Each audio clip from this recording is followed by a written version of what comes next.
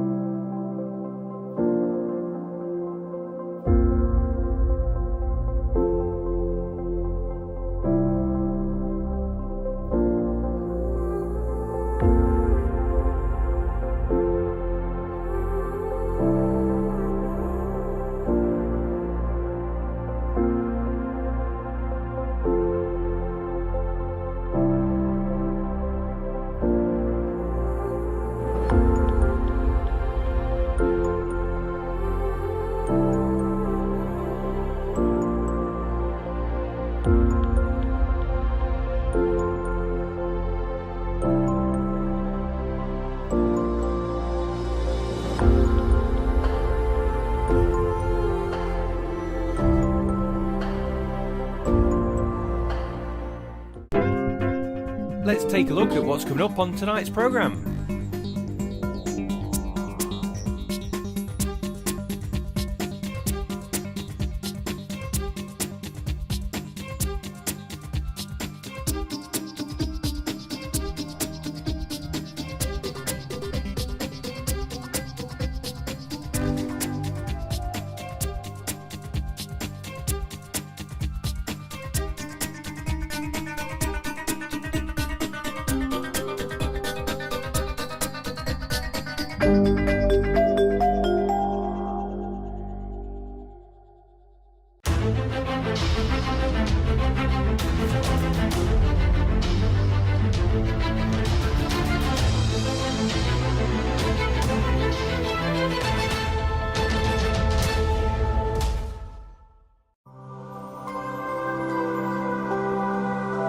It's now time for this month's broadcast of Learning Now TV.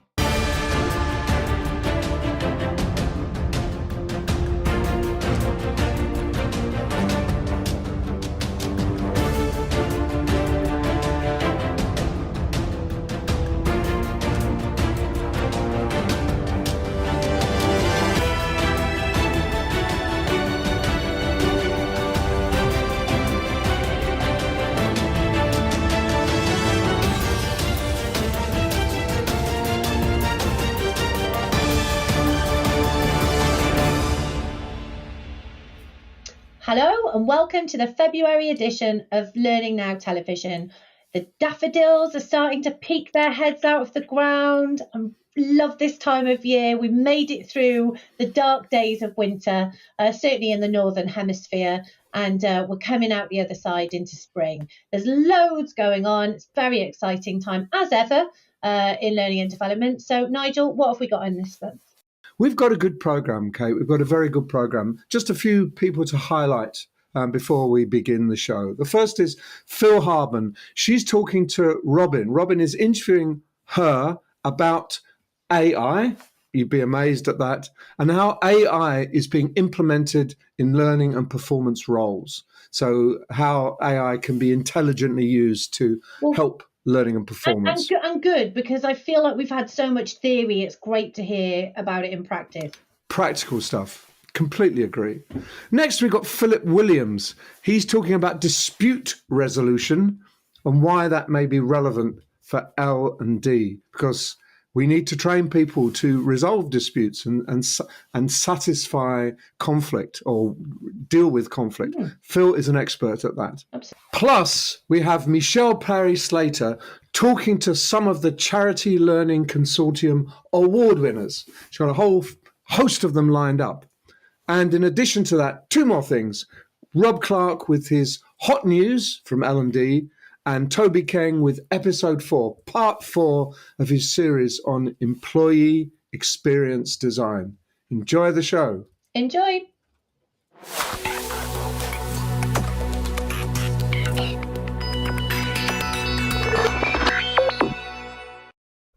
I'm joined by Dr. Philippa Hardman, or Phil, as she's known to anybody who's ever met her or interacted with her online. And I first met Phil at the World of Learning conference in October, when she gave a fantastic input about AI within L&D. And of course, since then, it's been 4 months and AI has moved exponentially. So I thought it was really good to catch up with Phil. So Phil, welcome to Learning Now TV. Thanks, Robin. And just for those of you who've been living under a rock, just tell us a little bit about who you are, what you do, and why you're involved and interested in the way that AI can support people in learning and development roles. Yeah, so I'm as you say, Phil, I'm a half academic, half ed tech type person. So I've been researching for many years how humans learn. And I've been particularly interested in if and how we might be able to use technology to make us better at all of the different bits that make up human learning, everything from designing learning experiences through to delivering them, through to evaluating them and then iterating them. So I've been thinking about education and AI for many years already. And then obviously when ChatGPT exploded at the end of last year, I have been part of the conversation about what that means for L&D. And yeah, it was great to give the talk at the back end of last year at the World of Learning. But like you say, lots of things have changed since then. I've been working with lots of organizations. We're doing lots of A/B testing. So there's lots of different use cases which have emerged. And yeah, I'm just excited to be part of it and helping people to understand what impact AI might have on really three things: their effectiveness as L&D teams, the speed at which they can do their work, and then the cost. So in the work that you've been doing, how are people using this effectively, efficiently, cost effectively in terms of what they're doing in terms of their work? How is it changing things? So I think just to put it in context, everybody is still in the ideation stages. And so from my experience, at least, there's been some investment in some technologies, primarily in the corporate L&D setting. They are generative AI tools. So text to video, text to image, text to slides, those kind of things. So I think what's happened in L&D is what's happened elsewhere, across the industry, is that people have gone for the quick wins. So they've invested in and started to use the technologies that will help them to do what they do faster, which I totally understand. So the bits of the L&D world which are most expensive and most time-consuming are where we are most likely to find the day-to-day use cases. So video production in particular, because it's slow, expensive, etc.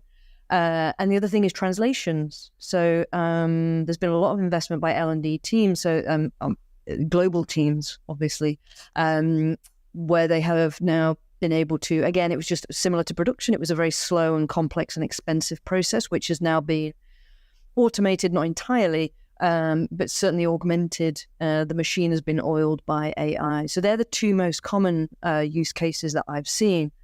But I think, a year in as well, people are starting to ask, which I'm very glad about, what more is there to this? So, yeah, of course, it can help us to build things more quickly, but how else might AI help us? And I've been working with a few organizations, L&D teams, to ask just that question. And what we're starting to see is some more experimentation, not just around the delivery bit of what we do, but across our kind of whole ecosystem. So I've been running A/B tests, and I'm not the only person doing this. But for example, on the analysis part of the process, so understanding what on earth it is that we need to design in the first place, how can AI and data help with that?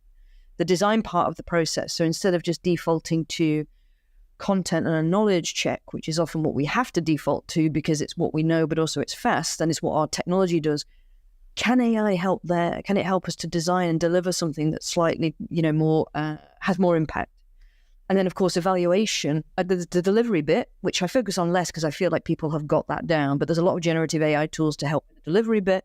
There's also experimentation going on at the delivery stage with GPTs, so chatbots, basically.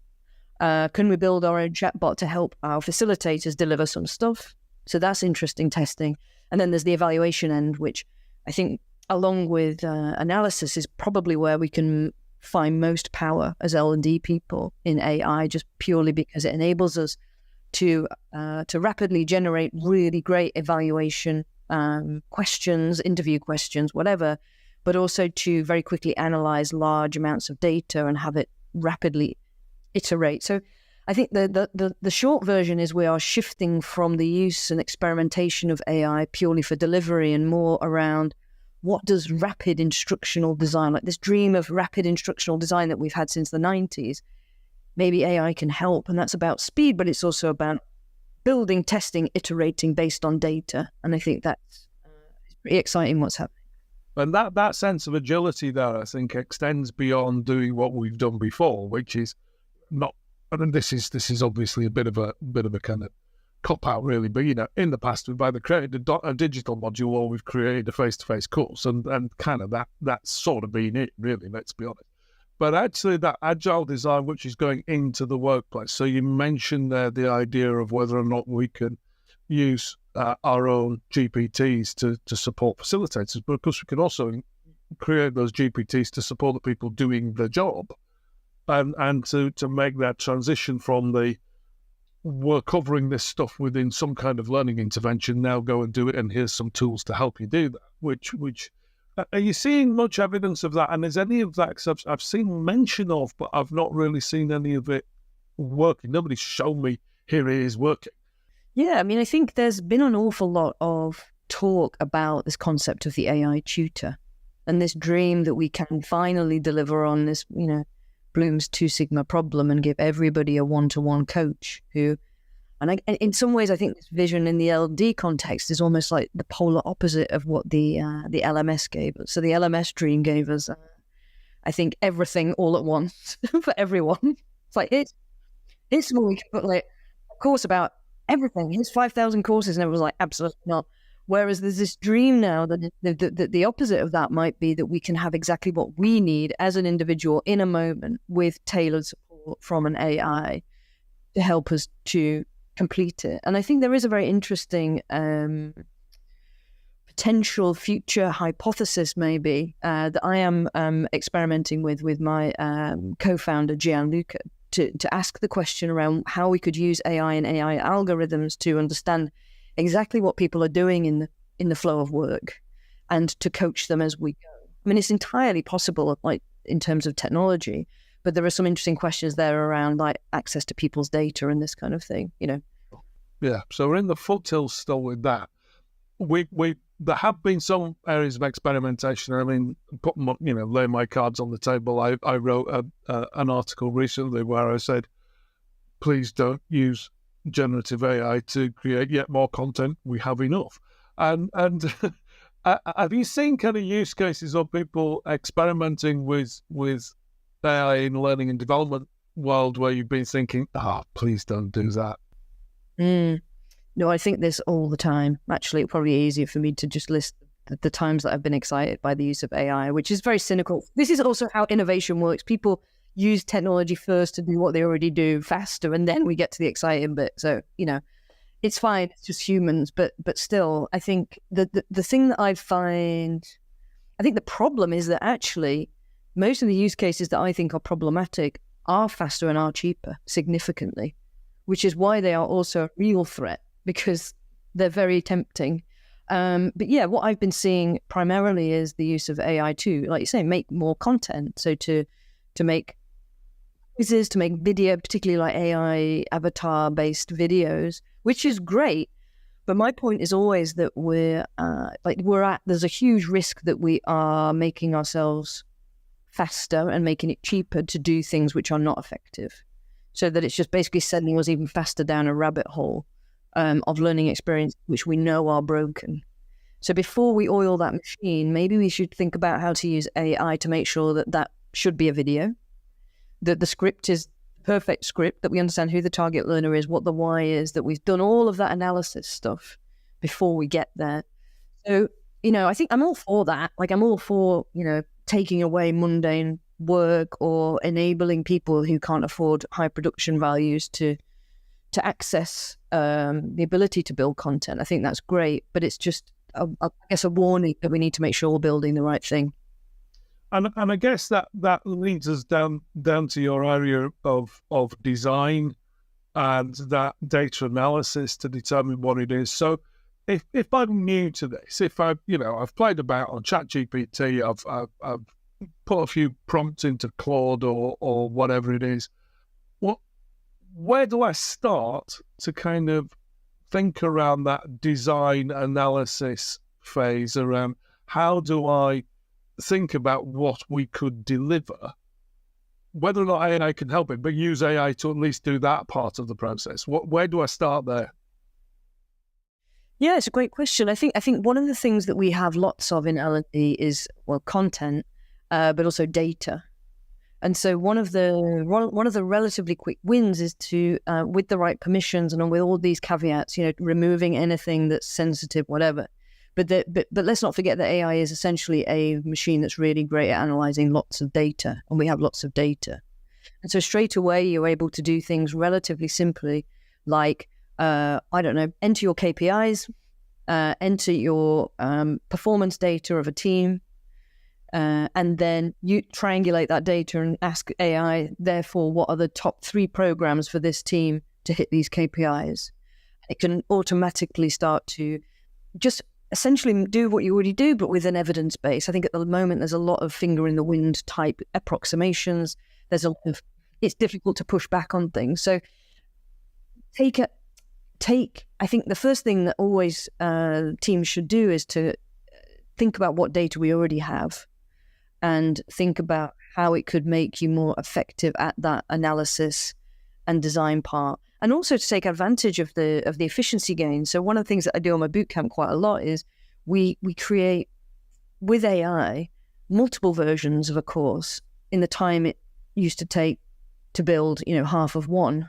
Because we are able to, for example, quickly put in data and identify learner profiles from that data, and then turn that into using AI with some great prompts. And I think maybe my other top tip is to get good at structured prompting, because AI needs you. If you just ask it to design you something, you will get an average of average, and it is basically content and a quiz. So with your input, you're able to also start to think about like developing clearer learner personas and then more differentiated learning experiences. And since like the generic one-to-many approach is one of the main reasons that we lose people and that we don't impact, I think that's really powerful. So yeah, there's lots of data still to stuff that we can start to do now to inform like what we design and how we decide. Yeah, and hallelujah to that. I think if we can stop doing some of the things that we all know is suboptimal, but it's what we've got the resource to do and what the client has asked us for, or what the internal client has asked us for, that would be great. Phil Hardman, an absolute pleasure to talk to you. Thank you ever so much. Thank you for sharing your experiences with Learning Now TV.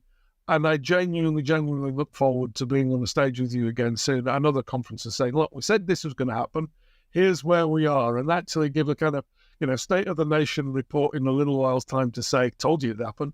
And sit down and be both pleased and also exceptionally smug at the same time, which is always unattractive. Anyway, Phil, thanks ever so much. See you later. Take care. All right. Cheers. Thanks, Robin. Bye.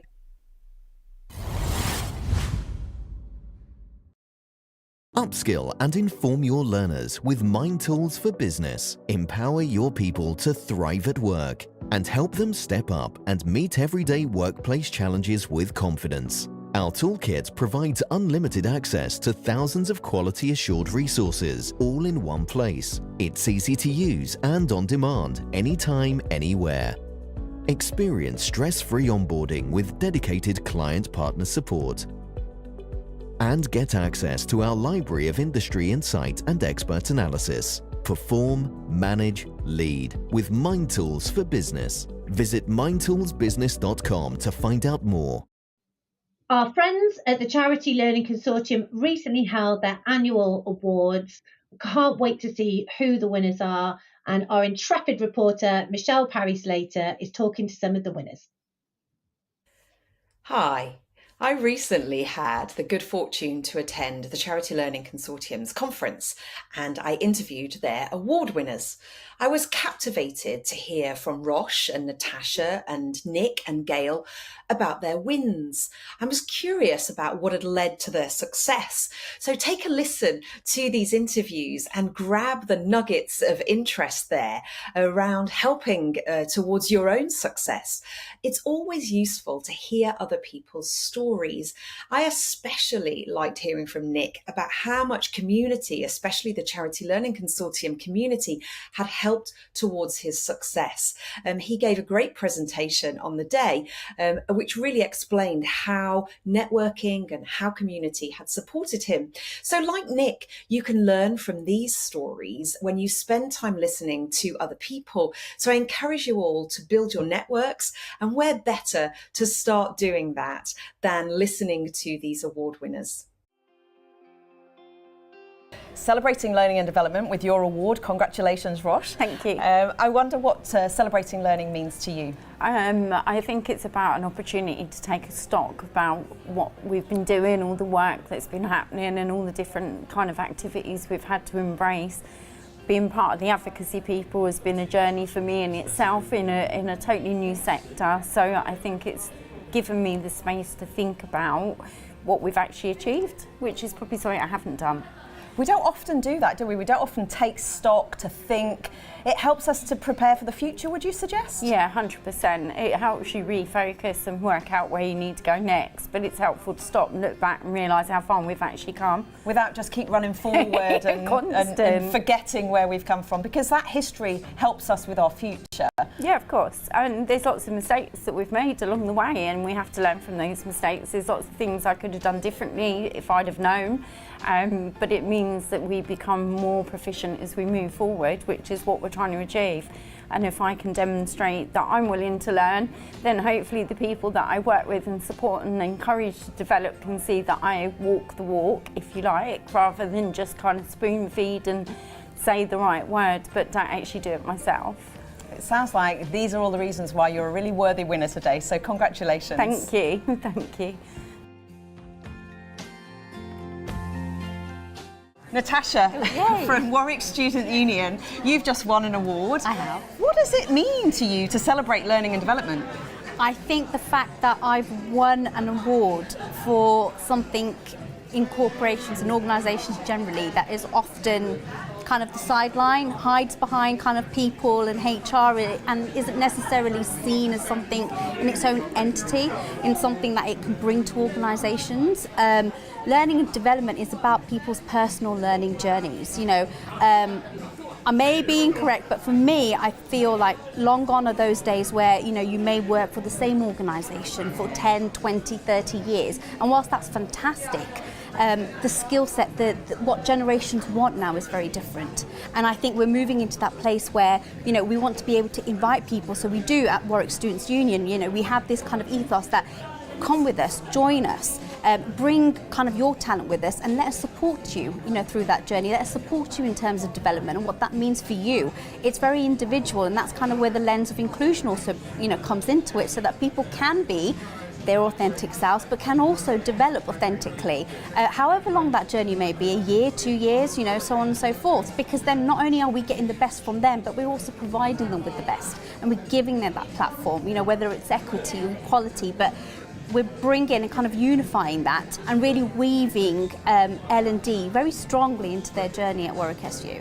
I'm loving the fact that I ask you one question and all of that spills out, which tells me that you have a massive passion for your subject of learning and development. Absolutely. And it also tells me that you're massively deserving of this award today, so congratulations. Thank you very much. Thank you, I'm super chuffed.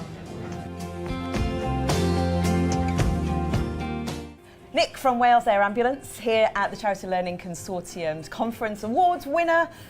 What does celebrating learning mean to you, Nick? Oh, it's such a fantastic day, and I think celebrating L&D for me is it's a wonderful opportunity to recognise all the people who have been on that journey with you. You can't do L&D on your own, and you have to collaborate with so many different people internally and externally. So to me, it's just a wonderful celebration of all the different people who've been involved along the way. You gave a fantastic presentation earlier all about networking. You're really grateful, aren't you, about how the community here at Charity Learning Consortium comes together, talks to each other, you know, extending that beyond the walls of the third sector is actually part of the story as well, I guess. Certainly, and as I say, you're always learning, stating the pun with L&D, but you can always pick up a nugget of information, doesn't matter how small or how big, and it's just up to you to adapt it and just bring it to your own organisation, bring it to your own charity, and see what you can do with it. I just love the energy that you have for celebrating learning beyond. And so to the Learning Now TV listeners, where do you celebrate your awards? Where do you celebrate networking? Where do you connect and pick up those nuggets, as Nick says? So now we have Gail from the Trussell Trust. Gail, you've just won an award as well. Celebrating learning and development. I feel very passionate about it. What does it mean to you? Yeah, learning and development is the lifeblood of what we do at the Trussell Trust, and it's a complete privilege to receive this award on behalf of the whole team. It's always a team effort, isn't it, these things, and we are passionate that all of our colleagues at the Trussell Trust, whether they are part of our internal team or one of our 30,000 plus volunteers, are resourced and are equipped to be the best that they can be, so that together, united as a whole team, regardless of what our role is, we can further our vision to end the need for food banks across the UK. So it's a real privilege. Thank you very much. Congratulations on Thank your you. award. It's well deserved, and it's for learning management system. When you've got to reach 30,000 people and you're a third sector organisation, that works for you well? Yeah, definitely. And over the course of this last year, we on the platform have used for the first time the learning pathways, which has really crafted fantastic learning journeys for all of our colleagues, and it's enabled us to be more successful in our achievement of all the mandatory training as well as more role-specific training. So that's been a real benefit for us this year. Well, clearly it has, because there's over 300 members of the Charity Learning Consortium, and you're the winner, so congratulations. Thank you so much.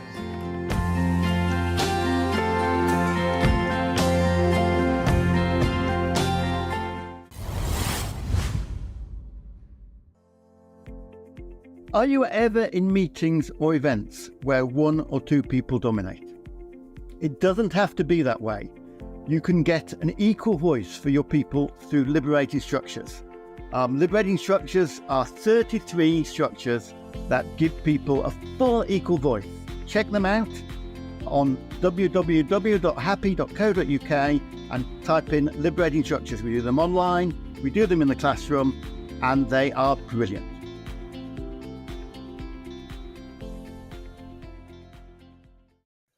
I'm talking today to someone I'd not met until a few weeks ago, and I had no idea of his work until a few days ago. But I was fascinated by his story and what he does, and I'm 100% convinced that you will be too. So, welcome Philip Williams to Learning Now TV. You work for an organisation called CEDAR, and my first question is, tell me about CEDAR and tell me a little bit about Philip Williams. Okay, so CEDAR, that's often how we introduce it. I think people have a vision of a nice tree, but it's the letters CEDR. It stands for the Centre for Effective Dispute Resolution. And I suppose really I would explain it as it was explained to me. It started just over 30 years ago. Its founders working in the UK in a world where if companies had a dispute with each other over anything, then obviously they'd try and talk to each other and resolve it. But if it didn't work out, the next step or stage was to involve their lawyers. And if that didn't work out, the ultimate was to, frankly, get someone else to choose. And that means going to a court, having a judge. Okay, that works as one way of dispute resolution. I think the common thing that people find is it takes a lot of time, a lot of money, and although they might not necessarily admit it, there is a lot of emotion involved in it, because it often involves, reputation. It often involves maybe survival of a company, an organization, or a product, a thing that's important to people. Why Philip Williams? How did you get involved, and why did you get involved, and why did they want you to join CEDAR? So my background was actually in policing, based in London, but I specialised in hostage negotiation, and I suppose I would smile and say it was around the turn of the century when terrorism was coming to the fore, and we were very much looking at is the way we do things as good as it can be? And as I would put it, can we learn something from the outside world? Can we learn from academia? Can we learn from business? And there were some connections with this organization called CEDAR Mediation, and I actually did one of their courses. And the purpose was, is there something that they're doing that will be useful to us in the hostage world? And I suppose the revelation to me was their structure, their framework, the core skills that they were teaching to resolve commercial disputes. And now, as we know, any form of upset between people, I would say was virtually the same that we used in hostage negotiation. And I suppose I'm no longer surprised now, because although you could think, when I talk to people now in business, or it's difficult conversations that they want coaching in, is although the environments, hostage negotiation, having a difficult conversation, or a business negotiation may seem very different worlds, I like to say there's one common denominator, and that's us, people, the very best at how we communicate, and the very worst, and everything in between. And the thing I love is that the skills that I really took to, because I could see that in some of the most impossible situations, they really did make a difference. They really did save life. Can do just the same for people in their work lives. So now you actually run courses. You help CEDA fulfill its mission. So tell me about those courses. What sort of programs do you run, and what makes them different from the kind of generic checklist health and safety program that we've all gone through and been yawned to the ends of to the end of the program? What makes your stuff different and impactful? There's two things I draw. One is they're all run by practitioners. So the thing I liked about CEDA was, first and foremost, people there come from all walks of life, a bit like me, but they're all doing it. And they're seasoned veterans in that sense. So they got that real life experience. And what happened was the organizations they were working with turned to them and said, we actually like what you're doing for us, but we see that you've got some real skills. Can you teach us? So it was almost by accident that CEDA went into this training world of not just doing it, but helping people train. And so in a sense, that's almost my story in hostage negotiation. I became a hostage negotiator. I was trained. And then eventually I had the privilege to be in a small dedicated unit where not only were we the lead practitioners, but we were the trainers for the UK. And that's where you start to really, I found when I'm really having to train this stuff, I actually started to think, why does it work? And I think what helped me was to really not only have that practical experience, but to start to draw from science, from academia, from wider reading, to really understand why it works. And that's what gives you then, for me, the real power in all these skills, because we all do these skills that we teach, whether it be active listening, managing emotion influence, we all do it naturally. But I often say to people, so you're already good, but do you know why? And understanding a little bit more, what I call a first aider level of knowledge of why it works, then it does a number of things. It gives you confidence to keep doing it. It makes you more comfortable with feeling uncomfortable, because all of these situations, they're not going to get easy. One of the things I love about your philosophy and approach is that you embrace discomfort. And when you're working with people, you are putting them in very uncomfortable but safe environments. And that, I would argue, that is how the learning embeds. When you remember the stuff when you've been highly discomforted, you don't remember a checklist or someone telling you what to do. So you actually, you develop people by putting them in a situation, and in some ways in an extreme situation, and they learn through being at the extremities of their comfort zone. Is that right? Yes, at the extremities, and yet it is still safe. And the other thing, so I think I mentioned that it's first and foremost what makes us different is we're practitioners. The other thing is what I call my 3 a.m. test, which was something that I really stuck to as a hostage negotiator, because there is a wealth of stuff out there that we can read about and we can learn. But if it's 3 a.m. in the morning, it's pouring with rain, and I'm on top of a roof trying to save a life, can I remember the technique and apply it in the moment, and does it work? And it's that element of does it make sense? Is it that flexible? Am I going to remember it and apply it and it works? And if it does all of that, then it's really a useful technique. Yes, and it's deeply embedded at that point. You're not thinking back. Do I remember that page 63? It's just coming out because it's embedded in your psyche. It's emotionally gripped you, and you know what you're doing. Yeah, and it's not to discount any other research. It's other stuff is fascinating, but life doesn't present these situations to us with the moment to go, pause. Can I just rewound and listen to that? And so for me, the learning, what we try to give people, whether I'm coaching them, teaching them, is look, here's a bit of theory, or actually, here's a bit of theory. And actually, what I see in their eyes is they go, oh, yeah, I do that. So it's not quite so strange. Then I go, now this is why it works. Here's a little bit why it works on you. And if it works on you, there's a high chance it'll work on other people. Right. Now give me, so I turn to you, Nigel, and I say, now give me a real example where you've been involved, whether it's in the past or something you've got coming up now or dealing with now or something in the future. Let's apply this little bit of theory to your real situation.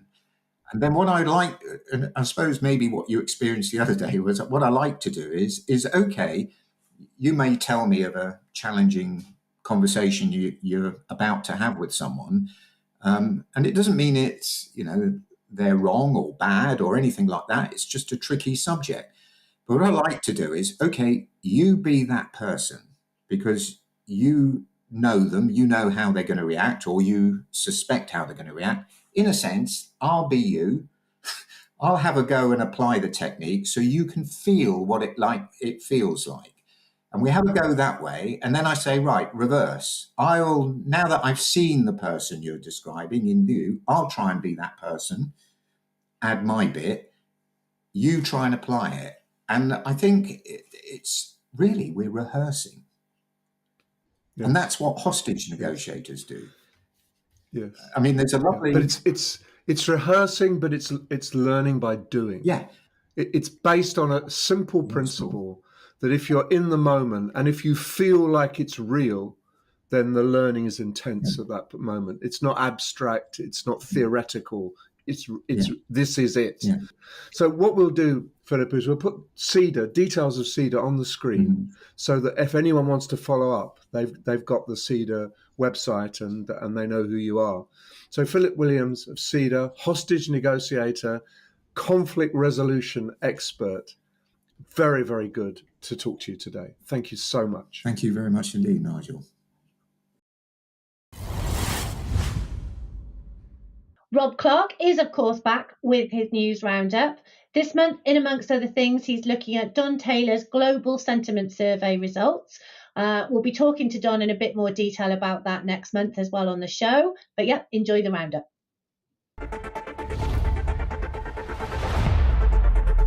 The annual Global Sentiment Survey in L&D finds AI the hottest topic ever. Budgets tightening, redundancies. We have the latest on employment in L&D.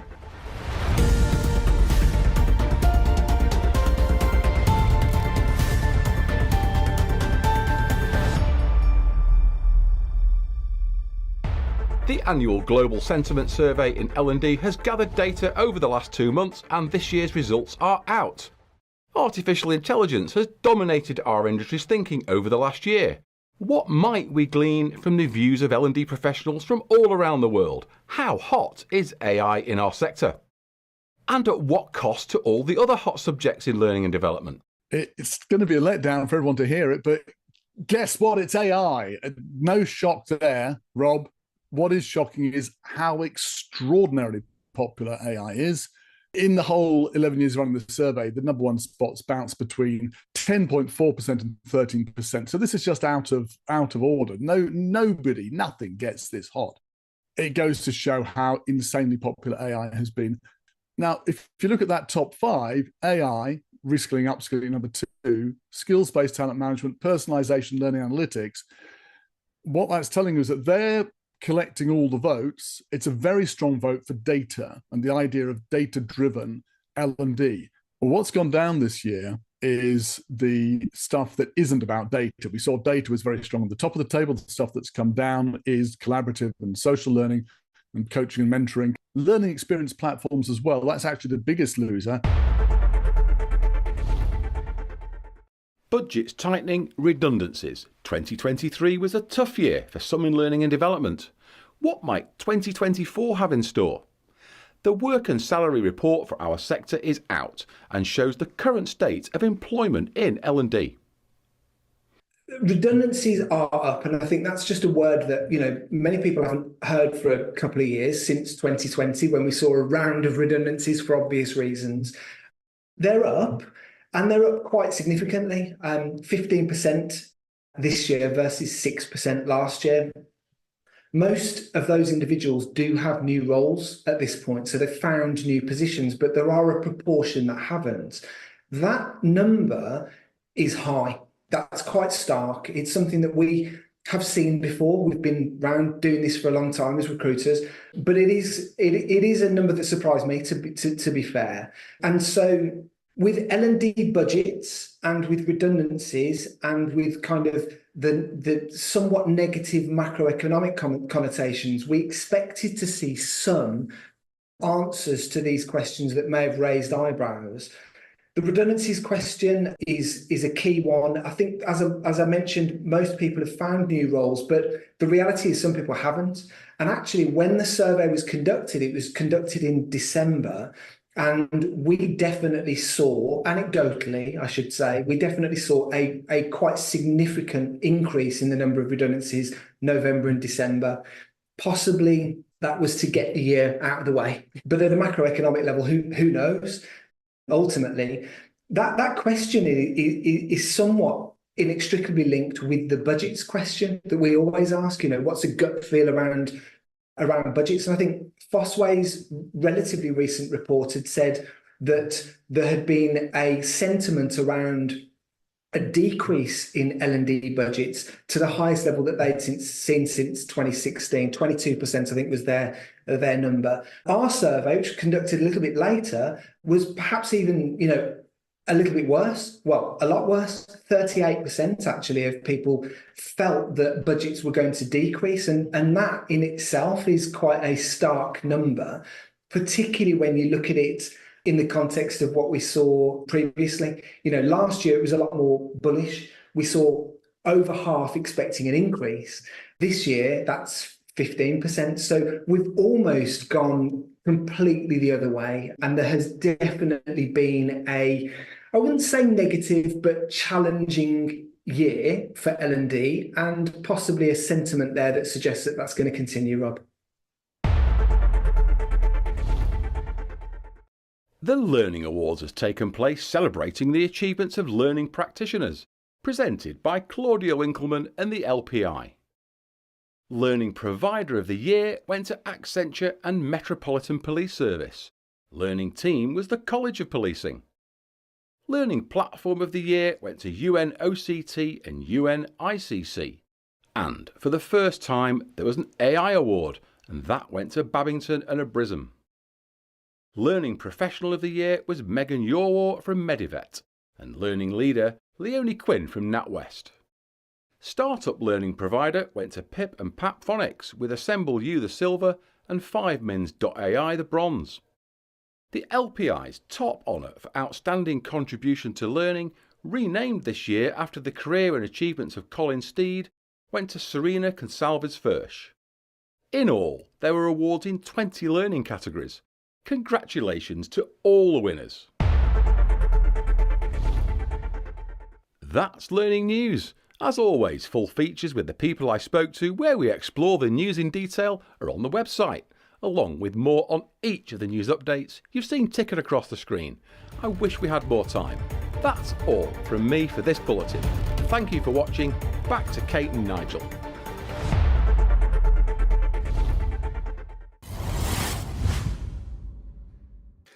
Toby Keng's been doing a great job, I think. His series on employee experience design has reached its 4th iteration. So he's done a fantastic job. And today he's focusing on how you bring the employer and employee together. Quite an interesting and relevant topic, and one that we should all pay attention to. Okay, so we're on to episode 4 now, I believe, but part 3 of the 5F process that I've kind of been talking about in terms of holistic HR strategy and employee experience design. So we've talked about the overall reasons of why you would employ employee experience design as a HR strategy rather than a learning development one. We've talked about fascinating a potential audience to want to come and join the organization and then finding the right fit. Today, we're talking about Fuse, and that's bringing those. Now, through finding the right fit, if we've done all of that stuff correctly and well, it shouldn't really be a problem. However, it can still take time and more effort with conversations with people from around the organization to make sure that those two parties are bonded together in a great working relationship. So my proposal here is that we change the term probation into, well, again, we're taking customer experience design principles here and actually offer it as a free trial. This is the free trial period for both the employer and the employee. Again, this is a two-way thing where we're still trying to figure out whether this is going to work. At the end of that 3 months, something may happen. You may stay with the organization. You may not stay with the organization. But it's to have that open and honest conversation that this journey is going to end at some point anyway. No one's going to work at a company for life anymore. So it could be that the journey ends right here after the probation period, after the free trial. It may end at the interview stage, as we talked about last time, or it may end with them going into a different role in the same company or whatever. But that's for a different video. So this free trial period really has to sell to the employee the idea that this is actually a great place to work. We've done so much through Fascinate and Fit to convince you to join, and that this is the right place for you to kind of find your home, to work, that it's now on the employer to live and breathe that through everything they do. Now, there's some easy wins here because loads of people have joined loads of companies, loads of different times. So there's loads of information and data out there that tells you what those common pain points are for those employees. The best thing you can do is automate them. I was talking to someone who used to work at Warner Music, and the amazing thing that they had done, Josh, his name is, shout out to Josh, was that he created this chatbot that essentially just automated all those pains and frustrations that people had when they came to an organization, and actually post probation as well, this everyday stuff. Now, if as soon as you can automate and get all that stuff to be so simple and straightforward, you take away a lot of the stress and strain that happens when an employee first joins an organization. Once you get that stuff out of the way, you can then focus on the human relationships that are really going to make the fusing of these two parties happen. And this is kind of comes down to a lot of onboarding or induction events that I've worked on. Is the thing people get out of it the most is the opportunity to network with like-minded people. There's other stuff in there as well that they like, and we get to understand how shiny the brand that I work for is and all that kind of stuff. But actually, the thing that matters most is I now know some people in the organization that are in the same boat as me. Now, some organizations aren't big enough to have a cohort of people enter, but what you want to be able to do is try and find the closest match to someone in that organization who has an understanding of what it feels like and share and empathize with that journey. That's really where those induction events and onboarding events really become powerful, because you're connecting those people together. You've got a real job here, though, as well. If you have done Flourish and Fit to the best of your abilities, now you've really got to prove everything that you said during those 2 phases of the employee experience. And you've kind of got the free trial to do it, because, again, probation is that point where either party can make a decision about whether it's right or wrong. I want to give you another, for instance. I joined an organization many, many years ago, and I was so excited to join this company. As a customer-facing brand, exceptional. Absolutely loved them, loved everything they did and put out there. And I was led to believe that the employer brand was also as good. And I was so excited to join that company. I put pictures on LinkedIn in front of billboards when I saw them out and about and all this kind of stuff. And then a couple of weeks before, I got invited to a welcome portal, a portal where I could read more about the company, what it's going to be like to work there, and all this kind of stuff. And the first thing I watched was a video from the CEO. And I was like, this is really cool. The CEO has taken time to sit down, record a video about what it's like to join that organization. The problem was that when I first joined that company, he wasn't actually the CEO anymore, and he'd actually not been the CEO for a year. So all those things that had been done to build me up in terms of my excitement were kind of crushed almost instantly by the fact that this welcome portal actually hadn't prepared me for the right environment that was sitting on the other side. And then the welcome portal went away, and I had to then log into several different platforms and learning management systems. So there's also the fact that as a user, I was being asked to engage with a platform that had a very, very limited shelf life of 1 to 2 weeks, and then it kind of disappeared. So actually, there was as a user journey, adding in another platform for such a short amount of time also didn't make sense to me either, that I was given these login details to set up and I never used it again. So that was relatively annoying as well. So in summary, Fuse is all about just making the entry into an organization as seamless as possible, removing all those pains and giving the opportunity for the human relationships to build and flourish over that, what is usually a 3-month period, but also to live the values of the customer brand and the employer brand to make sure that those are replicated with what your new employee expects. See you next time. Rob Clark is also talking to some bloke called Nigel Payne about his new book. It's called, and I should know this off by heart, The Great Reset, Redefining Organisational Learning. Enjoy. Now, Nigel, the reason we're together today is you have a new book out, The Great Reset, Redefining Organisational Learning.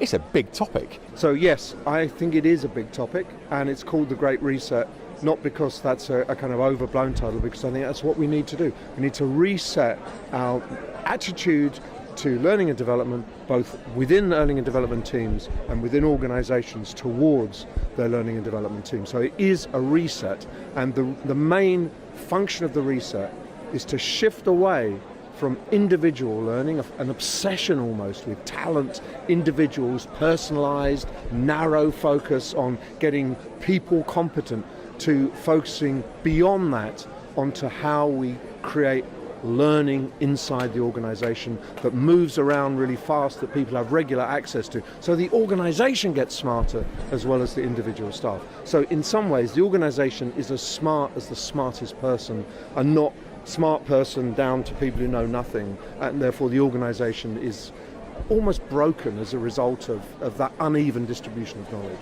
Why this focus for this book, Nigel?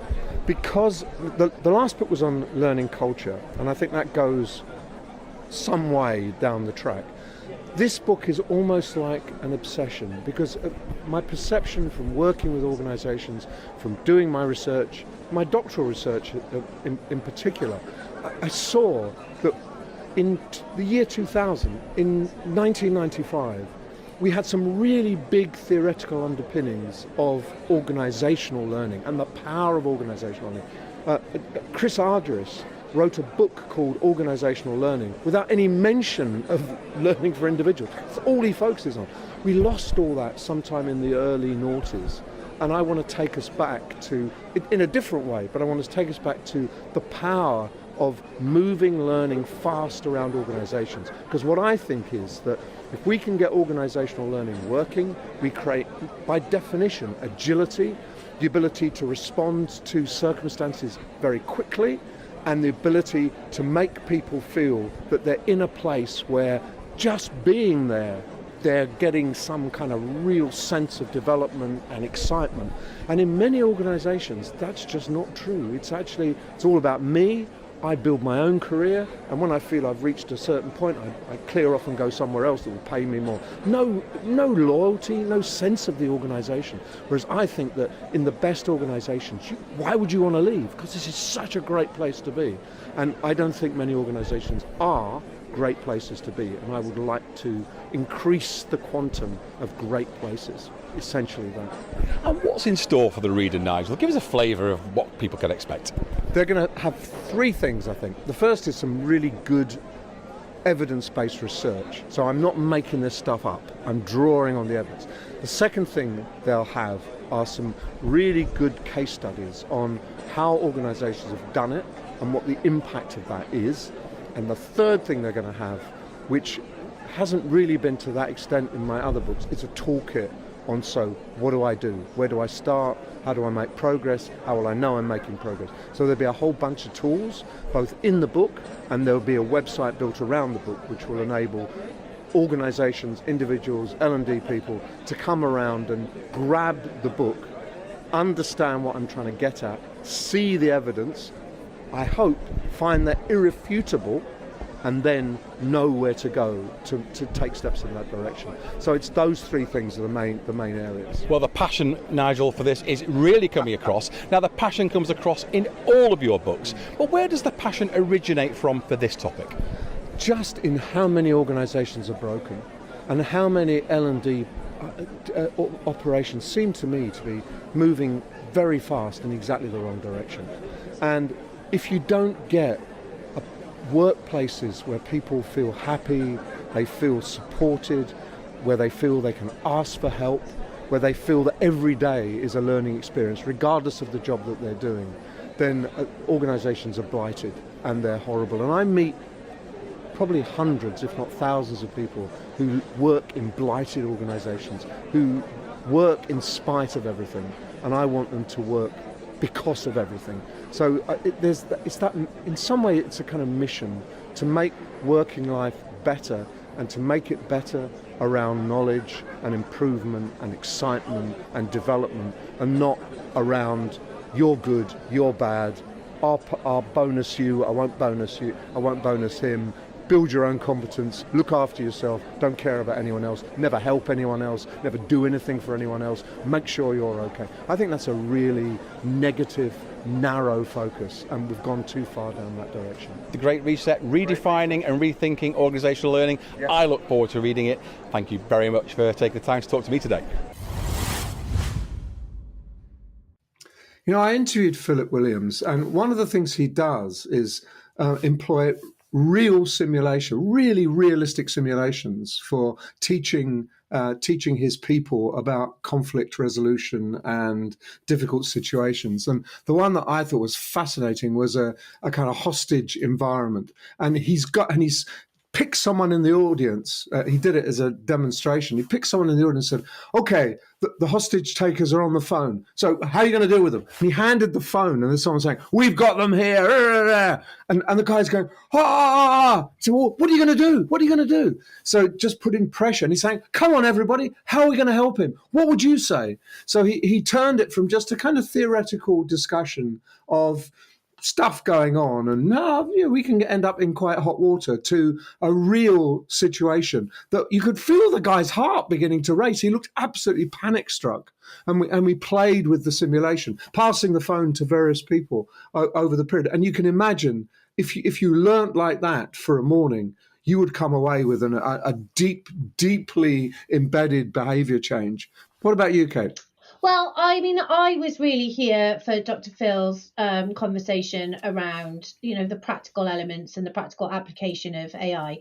I kind of feel like I'm getting bored of talking about the theory, but actually starting to hear how it's being used in practice that's where I am. So that's what I want to hear. How is it going to make our jobs easier? How is it going to make our jobs quicker? How do we automate the boring, tedious stuff and leave ourselves headroom and time and space to think creatively about some of the other challenges that we need to solve? Yes. So and get rid of some of the grunt work. Absolutely.